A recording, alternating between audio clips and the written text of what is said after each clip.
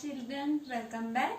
तो अभी तक हमने नादान दोस्त इस पाठ से तो श्यामा और उसकी बहन, उसका भाई जो है केशव, वो दोनों चिड़िया और उनके बच्चों के लिए क्या क्या कर रहे हैं, उनके सब खाने पीने का या फिर उनको छत बनाने का इंतजाम उन्होंने किया है। तो आगे का देखिए। श्यामा दौड़कर टोकरी उठा लाई। तो केशव ने जैसे ही श्यामा को कहा कि तुम टोकरी, कूड़ा फेंकने की टोकरी जो है वो लेकर आओ, तो वैसे ही श्यामा दौड़कर गई, यानी कि भागते हुए गई और वह टोकरी उठा लाई। केशव ने उसकी सुराख में थोड़ा सा कागज ठूंस दिया और तब टोकरी को एक टहनी से टिका कर बोला, देख।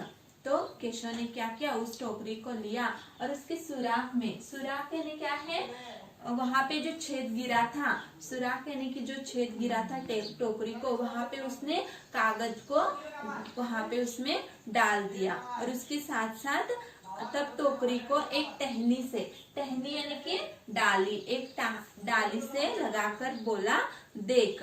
ऐसे ही घोंसले पर उसकी आड़ कर दूंगा, तब कैसे धूप आएगी। तो उसने उस टोकरी को एक पेड़ की डाली पर या टहनी पर लगाया और बोला कि देख अभी कैसे उनको धूप लगेगी, तो ऐसे मैं ऊपर उनके घोंसले के ऊपर बनाऊंगा।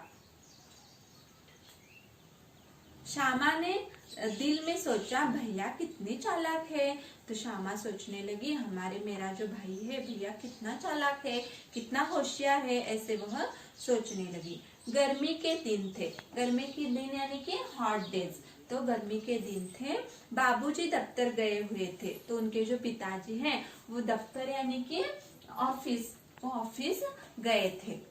अम्मा दोनों बच्चों को कमरे में सुलाकर खुद सो गई थी। तो माँ ने क्या किया, बच्चों को खाने पीने के बाद, गर्मी के दिनों में दोपहर को खाने पीने के बाद दोनों बच्चों को सुलाया और खुद भी सो गई। लेकिन बच्चों की आंखों में आज नींद कहाँ। लेकिन श्यामा और जो केशव है वो बहुत ही चालाक थे, उनकी आंखों में आज नींद ही नहीं थी, उनको नींद नहीं आ रही थी। अम्मा जी को बहलाने के लिए दोनों दम रोक के आंख बंद किए मौके का इंतजार कर रहे थे। तो ये दोनों जो हैं वो क्या कर रहे थे, माँ के सोने का इंतजार कर रहे थे और माँ के सामने खुद सोए हैं ऐसे एक्टिंग कर रहे थे, यानी कि दम रोककर, सांस रोककर ऐसे ही आंखें बंद कर वो सो गए थे, माँ के सोने का इंतजार कर रहे थे। जो ही मालूम हुआ कि अम्मा जी अच्छी तरह से सो गई, दोनों चुपके से उठे और बहुत धीरे से दरवाजे की सिटकनी खोलकर बाहर निकल आए। तो जैसे उनको पता चला कि माँ को नींद लगी है, तो वैसे ही वो धीरे से उठकर दरवाजे की सिटकनी यानी कि या कुंडी कहा जाता है उसे, वो निकाल कर बाहर आ गए। अंडों की हिफाजत की तैयारियां होने लगी। तो अंडों की हिफाजत यानी कि केयर, अंडों की केयर करने के लिए दोनों ने तैयारियां शुरू की। केशव कमरे में एक स्टूल उठा लाया। तो केशव ने क्या किया, कमरे में से एक स्टूल वह उठा कर लाया, कमरा यानी कि रूम। लेकिन जब उससे काम न चला तो नहाने की चौकी लाकर स्टूल के नीचे रखी और डरते डरते स्टूल पर चढ़ा।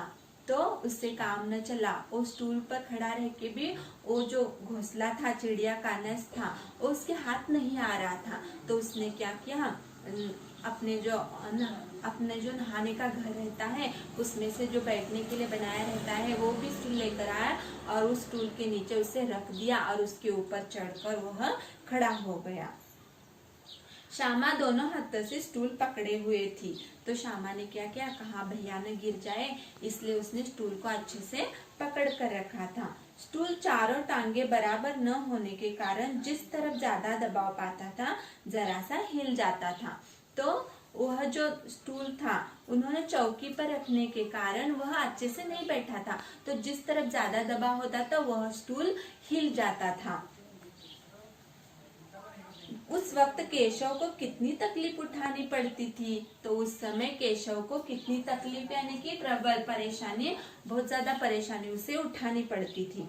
यह उसी का दिल जानता था। दोनों हाथों से कार्निस पकड़ लेता और श्यामा को दबी आवाज से डांटता, अच्छी तरह पकड़। तो उसने क्या किया, स्टूल के ऊपर खड़ा रहा था, पर उसका दिल ही जानता था उसे कितनी परेशानी या तकलीफ हो रही थी वो। और उसने क्या किया, जैसे ही स्टूल हिलता था वो श्यामा को दबी आवाज में, यानी कि जोर से डांटेगा तो माँ उठ जाएगी, इसलिए वो दबी आवाज में उसे डांटता था कि अच्छे से पकड़ो। तो इस पैराग्राफ में दोनों बच्चों ने उस माँ के सोने के बाद, बच्चे जैसे माँ बाप को भी क्या करते हैं, उनकी आंख चुराकर बहुत सारे ऐसे काम करते हैं, माँ बाप को पता भी नहीं रहता। तो माँ के सोने के बाद वो दोनों बाहर धीरे से आए और उन्होंने उस चिड़िया के घोंसले के ऊपर अंडों को धूप से बचाने के लिए वो छाव बनाने की तैयारी करने लगे। धन्यवाद।